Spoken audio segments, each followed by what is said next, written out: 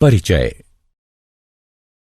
अंकिता, हम जानते हैं कि सभी जीवों में उन्हें जीवित रखने के लिए एक आधारभूत प्रक्रिया चलती रहती है। क्या तुम जानती हो कि जैव प्रक्रम क्या है? हाँ, किसी भी जीव में होने वाली वह आधारभूत प्रक्रिया जो उसे पृथ्वी पर जीवित रखती है, जैव प्रक्रम कहलाती है। बिल्कुल सही। सभी जीवों में जीवन को बनाए रखने के लिए विभिन्न प्रकार की प्रक्रिया चलती रहती है। इन सभी प्रक्रियाओं के लिए ऊर्जा की आवश्यकता होती है। जीवों को यह ऊर्जा शरीर के बाहर से भोजन के रूप में मिलती है। तो आओ इस विषय में विस्तार से चर्चा करें। उद्देश्य।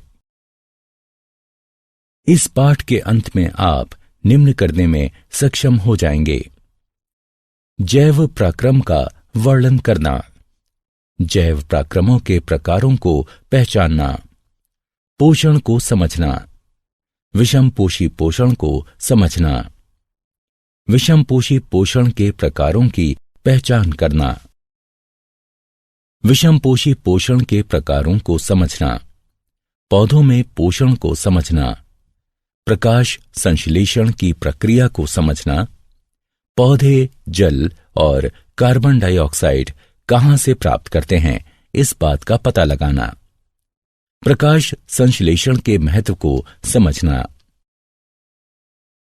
जैव प्रक्रम के प्रकार। आधारभूत जैव प्रक्रम निम्न प्रकार के होते हैं: गति, श्वसन, संवेदनशीलता, वृद्धि, प्रजनन, उत्सर्जन, पोषण और परिवहन। गति के दौरान जीव एक स्थान से दूसरे स्थान पर जाते हैं अथवा एक ही जगह स्थिर रहते हुए अपने अंगों को गति प्रदान करते हैं। श्वसन वह प्रक्रिया है जिसमें शरीर द्वारा ग्रहण किए गए भोजन से ऊर्जा प्राप्त होती है। संवेदनशीलता अपने आसपास के वातावरण में परिवर्तन को महसूस कर सकने की क्षमता है। बच्चे से वयस्क होने को हम वृद्धि द्वारा परिभाषित कर सकते हैं। जीव प्रजनन द्वारा अपने ही जैसे और जीव उत्पन्न करते हैं। उत्सर्जन वह प्रक्रिया है जिसमें शरीर में बचे मल को बाहर निकाला जाता है। पोषण वह प्रक्रिया है जिसमें भोजन को ग्रहण करने के बाद में उसे छोटे कणों में तोड़ा जाता है ताकि शरीर उसे अवशोषित कर सके। परिवहन वह प्रक्रिया है जिसमें शरीर के एक भाग में बना पदार्थ शरीर के दूसरे भागों तक पहुंचता है। पोषण। जैसा कि हम चर्चा कर चुके हैं, सभी जीवों में जीवन को बनाए रखने के लिए विभिन्न प्रकार की प्रक्रियाएं चलती रहती हैं। इन सभी प्रक्रियाओं के लिए ऊर्जा की आवश्यकता होती है। जीवों को यह ऊर्जा शरीर के बाहर से भोजन के रूप में मिलती है। भोजन ग्रहण करने और उसको प्रयोग में लाने की प्रक्रिया को पोषण कहते हैं। भोजन एक कार्बनिक पदार्थ है। ग्लूकोज सबसे सरल और स्टार्च सबसे जटिल भोजन है। स्टार्च और ग्लूकोज को सम्मिलित रूप में कार्बोहाइड्रेट कहा जाता है। जब हमें तुरंत ऊर्जा की आवश्यकता हो तो हमें भोजन के रूप में कार्बोहाइड्रेट लेना चाहिए। कार्बोहाइड्रेट के अतिरिक्त भोजन में वसा, प्रोटीन, लवण, विटामिन तथा जल भी होना चाहिए, क्योंकि ये सभी जीवों की सामान्य वृद्धि और विकास के लिए अनिवार्य रूप से आवश्यक हैं।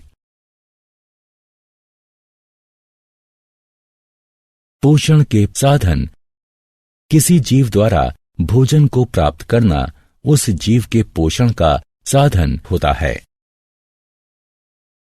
तत्वों और ऊर्जा की सामान्य आवश्यकता सभी को होती है, लेकिन सभी में इसकी पूर्ति अलग अलग तरह से होती है।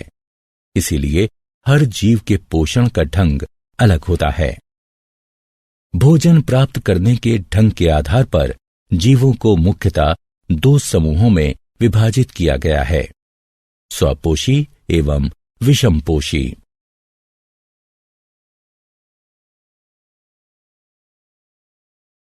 स्वपोषी पोषण।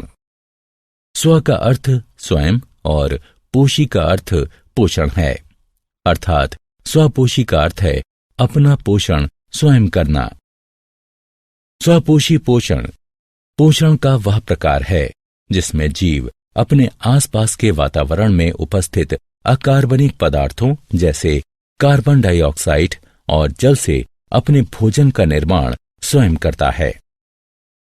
हरे पौधे स्वपोषी होते हैं। स्वपोषी साइनोबैक्टीरिया भी इसी प्रकार अपना पोषण करते हैं। इसलिए हम कह सकते हैं कि वे जीव जो कार्बन डाइऑक्साइड और जल से अपना भोजन स्वयं बनाते हैं स्वपोषी कहलाते हैं। स्वपोषी जीवों में हरे रंग का रंजक क्लोरोफिल पाया जाता है जो सौर ऊर्जा को अवशोषित करता है। स्वपोषी जीव अवशोषित सौर ऊर्जा का उपयोग प्रकाश संश्लेषण द्वारा कार्बन डाइऑक्साइड और जल से ग्लूकोज बनाने में करते हैं। प्रकाश संश्लेषण प्रक्रिया का समीकरण ये है। विषमपोषी पोषण। विषम का अर्थ अन्य और पोषी का अर्थ पोषण है, अतः इसका अर्थ है अन्य स्रोतों से अपना पोषण करना। विषमपोषी पोषण पोषण का वह प्रकार है जिसमें जीव अपने आसपास के वातावरण में उपस्थित अकार्बनिक पदार्थों जैसे कार्बन डाइऑक्साइड और जल से अपने भोजन का निर्माण नहीं कर सकता और अपने अपने भोजन के लिए दूसरे जीवों पर निर्भर रहता है। अधिकतर जीवाणुओं, कवक और पशुओं में इसी प्रकार का पोषण होता है। वे जीव जो अकार्बनिक पदार्थों जैसे कार्बन डाइऑक्साइड और जल से अपना भोजन स्वयं नहीं बना सकते तथा भोजन के लिए दूसरे जीवों पर निर्भर रहते हैं, विषमपोषी कहलाते हैं। विषमपोषी वह उपभोक्ता है जो अपने भोजन के लिए दूसरे जीवों पर निर्भर रहता है। विषमपोषी अपने भोजन के लिए स्वपोषी जीवों और दूसरे विषमपोषी जीवों पर निर्भर रहता है। विषमपोषी पोषण के प्रकार। विषमपोषी निम्न 3 प्रकार से अपना भोजन प्राप्त करते हैं: मृतजीवी, परजीव, होलोजोइक।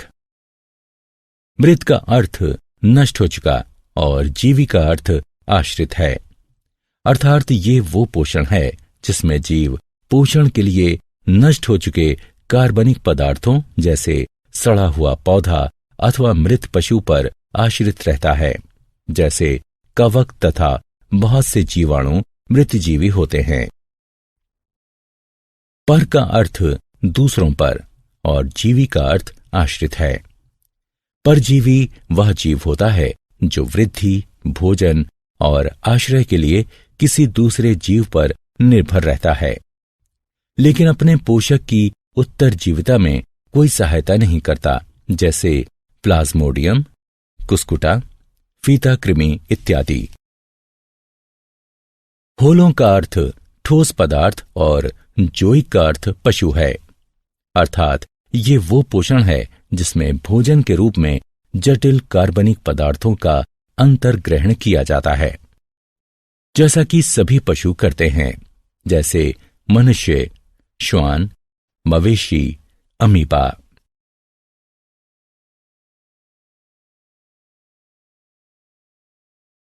पौधों में पोषण। हम पहले ही चर्चा कर चुके हैं कि हरे पौधे स्वपोषी होते हैं और प्रकाश संश्लेषण द्वारा अपने भोजन का निर्माण करते हैं।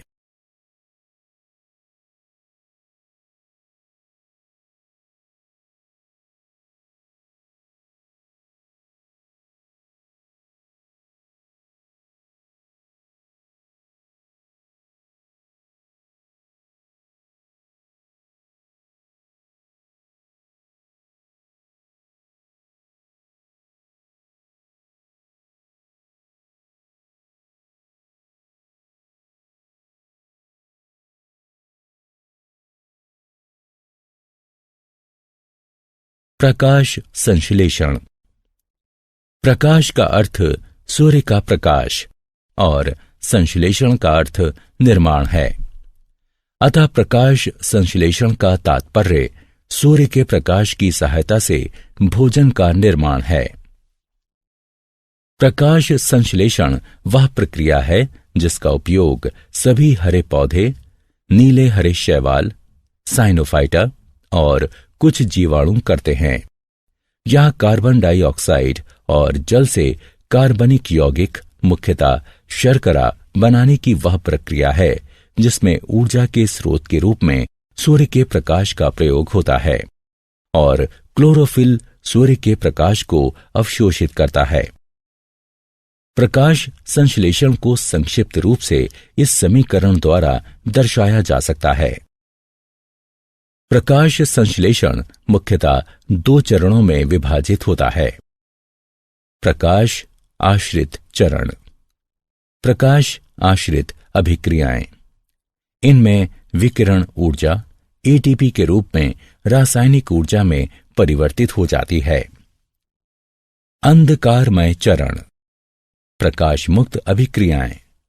प्रकाश आश्रित चरण में बनी एटीपी का उपयोग करते हुए एंजाइम संश्लेषण द्वारा मध्यवर्ती कार्बोहाइड्रेट और अन्य यौगिकों के निर्माण को निरूपित करता है। प्रकाश संश्लेषण की क्रिया निम्न 3 चरणों में घटित होती है। अवशोषण, क्लोरोफिल द्वारा सूर्य के प्रकाश से सौर ऊर्जा का अवशोषण। रूपांतरण, सौर ऊर्जा का रासायनिक ऊर्जा में परिवर्तन। सौर ऊर्जा द्वारा जल का हाइड्रोजन और ऑक्सीजन में टूटना। अपचयन, हाइड्रोजन द्वारा रासायनिक ऊर्जा का उपयोग करते हुए कार्बन डाइऑक्साइड का अपचयन करके ग्लूकोज जैसे कार्बोहाइड्रेट का निर्माण।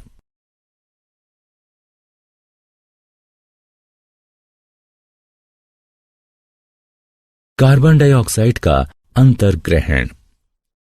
कार्बन डाइऑक्साइड वायु स्टार्चन में ही उपस्थित है। हरे पौधे पत्तियों की सतह पर उपस्थित सूक्ष्म छिद्रों की सहायता से वायु से कार्बन डाइऑक्साइड लेते हैं। ये सूक्ष्म छिद्र रंध्र कहलाते हैं। कार्बन डाइऑक्साइड रंध्रों के द्वारा पत्तियों में प्रवेश करती है। प्रत्येक रंध्रीय छिद्र एक जोड़ी द्वार कोशिकाओं से घिरा होता है। ये द्वार कोशिकाएं रंध्रों के खुलने और बंद होने को नियंत्रित करती हैं। द्वार कोशिकाओं में जब जल प्रवेश करता है तो वो फूलकर वक्र हो जाती हैं, जिस कारण रंध्र खुल जाते हैं। दूसरी ओर जल जब द्वार कोशिकाओं से बाहर निकलता है तो वो सिकुड़कर सीधी हो जाती हैं और रंध्र बंद हो जाते हैं। जैसे ही रंध्र खुलते हैं, वायुमंडलीय कार्बन डाइऑक्साइड उनमें प्रवेश करने लगती है।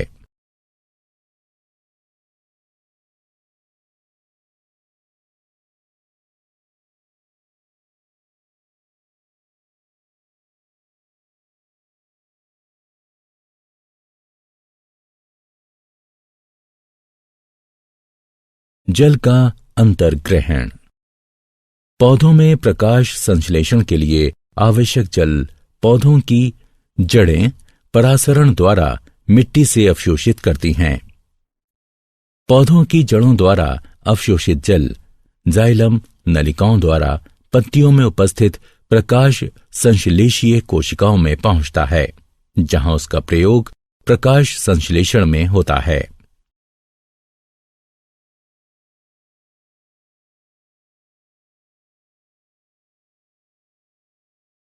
प्रकाश संश्लेषण का महत्व। प्रकाश संश्लेषण कई कारणों से महत्वपूर्ण है, जिनमें से कुछ प्रमुख कारण निम्न हैं। हरे पौधे प्रकाश संश्लेषण की सहायता से कच्चे माल के रूप में मात्र कार्बन डाइऑक्साइड और जल का उपयोग करके भोजन का निर्माण करते हैं, इसलिए ये पृथ्वी पर जीवन बनाए रखते हैं। प्रकाश संश्लेषण की प्रक्रिया में ऑक्सीजन का उत्सर्जन होता है, जो पशुओं और मनुष्यों के लिए आवश्यक है। जीवाणुओं को भी श्वसन के लिए इसकी आवश्यकता पड़ती है। ईंधन के जलने में ऑक्सीजन की आवश्यकता पड़ती है।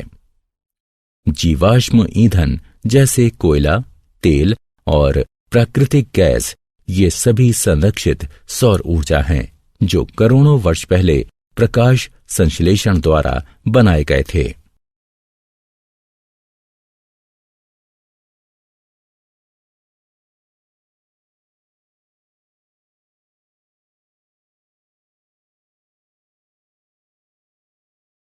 क्या आप जानते हैं एटीपी ऊर्जा मुद्रा है। दृश्य वर्ण क्रम से हरे रंग को अवशोषित न कर पाने और उसे परावर्तित करने के कारण पत्तियां हरी दिखाई देती हैं। नीला और लाल प्रकाश प्रकाश संश्लेषण के लिए सबसे उपयुक्त है। प्रकाश आश्रित अभिक्रियाएं क्लोरोप्लास्ट के थाइलेकाइट में होती हैं। कार्बन डाइऑक्साइड का यौगिकीकरण क्लोरोप्लास्ट के ग्राना में होता है। प्रकाश ऊर्जा की छोटी छोटी थैलियों, जिन्हें फोटॉन कहते हैं, इसके रूप में उत्सर्जित होता है। जल का टूटना प्रकाश अपघटन कहलाता है।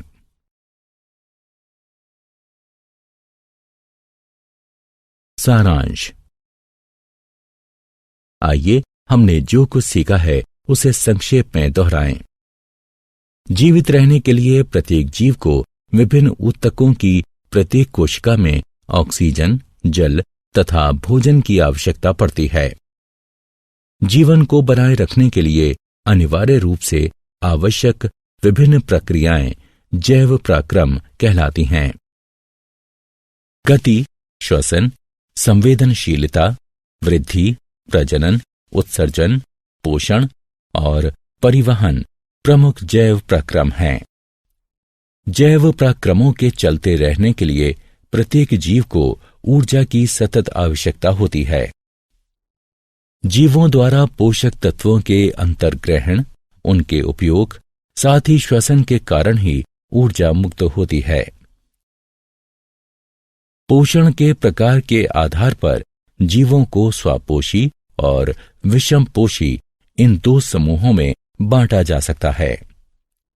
स्वपोषी पोषण में जीव बाह्य ऊर्जा स्रोत जैसे सौर ऊर्जा का प्रयोग करते हुए सरल अकार्बनिक पदार्थों से उच्च ऊर्जा युक्त जटिल कार्बनिक पदार्थ बनाते हैं। विषमपोषी पोषण में जीव दूसरे जीवों द्वारा निर्मित जटिल पदार्थ का अंतर्ग्रहण करता है।